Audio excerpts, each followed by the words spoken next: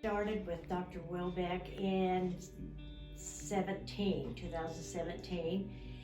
And the first time I went to him, he was over on Woodlawn, and I could not hardly walk in the door.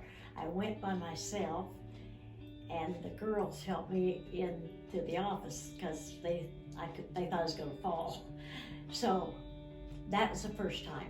And then, of course, I started going back, and then he moved over here on Rock Road, and I like it over here better, more parking and everything.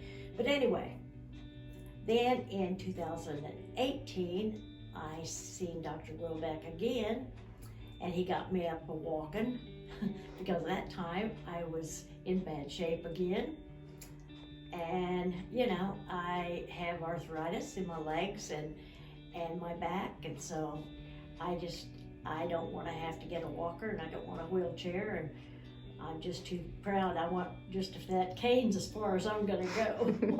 So, but anyway, he's fantastic. I tell you, if you just do what he says and take your treatments like you're supposed to, he'll get you going.